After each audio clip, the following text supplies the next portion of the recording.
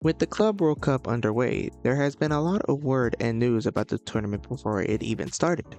Whether it was about the location of the tournament, political power involving the tournament, player fitness, cash grabbing, and even the relevance of the tournament.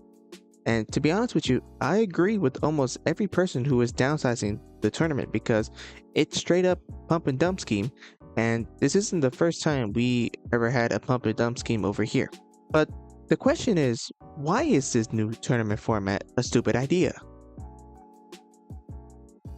Now, for a bit of context and history, the old Club World Cup format was a mini tournament where the winners of each continental competition and the host nation would compete in a knockout phase depending on where you are placed, and this happens yearly. Until 2023, when it was announced that the tournament would expand to 32 teams and would happen every 4 years.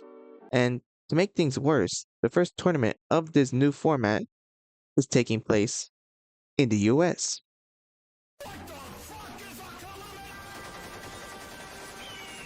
Now, the reason why they chose the US as host is for preparation for the World Cup in less than a year, and people want to see how football is in the US, which is fair enough because it is reasonable and I can understand it. However, the tournament is happening at a time where the United States is in a midlife crisis right now, a destroyed economy, overpowerful higher-ups, social chaos, and more. Not even before the first match, and it was announced that ICE will be present, which made the idea of going to a game risky, which is what you would expect to happen with attendances that end up being low. For example, Chelsea versus LAFC had an attendance of 22,137 people inside a 70,000 seat stadium, which is very surprising due to the fact that the clubs competing are very known and are pretty much liked around the US. Which brings me to another reason why the competition is stupid. Low interest.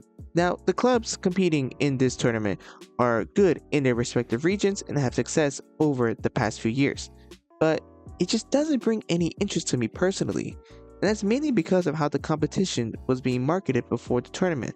Like, Gianni Infantino was hyping it up like it's a very important competition and everybody should watch it. Which brings me to my next reasoning: pricing.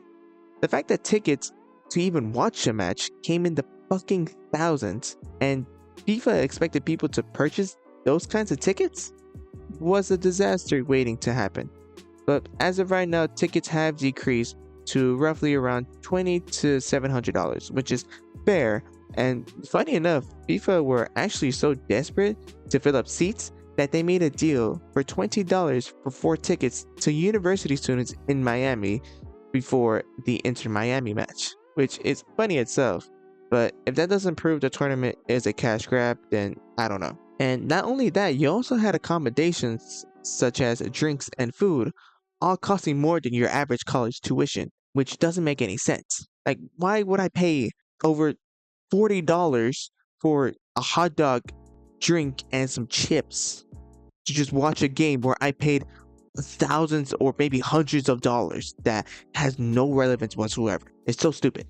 But it's not the fans being used for money, so are the players. The tournament expansion has made match congestion much worse, leaving little to no time to recover before the start of most league campaigns. For example, from the end of the tournament for the start of most domestic cups and or league seasons is around 33 days, which sounds like a lot, but keep in mind you still have friendlies and preseason training, which decreases the recovery time by a good amount, which could really increase the risk of season-ending injuries like Rodri, Gavi, Danny Carvajal, and many more have experienced within the past few seasons. Now, to summarize, what is my final opinion on this whole tournament? Well, first, you have a bunch of downsides to this tournament, such as political gain, popularity, political involvement, match congestion, high pricing, and many more. However, outside those problems, and you have a tournament where low-ranked to sometimes amateur league clubs go against footballing greats. For example, Auckland City, an Australian amateur side whose players are part-time workers, played against 6-time Champions League winners Bayern Munich. And not only are unknown clubs and or lower leagued or lower ranked clubs playing against greats, but they're also winning. Just recently, Brazilian side Botafogo won 1-0 against Champions League winners PSG, and the Brazilian dominance continued as Flamengo won 3-1 against Conference League winners Chelsea. You also have Champions League runners-up Inter drawing 1-1 against Mexican side Monterrey, and Al Hilal also drawing 1-1 against 16-time Champions League winners Real Madrid. Overall, I feel like this tournament would be a really good idea, but only when there are certain concerns taken care of, such as match congestion, prices, and hospitality. And maybe with a little bit of time, the tournament could actually bring joy to fans around the world due to its competition. But let me know what you think, and that's all I have for today. Hope you all enjoyed. If so, feel free to like and subscribe. It will mean a lot to me. And that's all I have for today. I will catch you all soon. Cheers.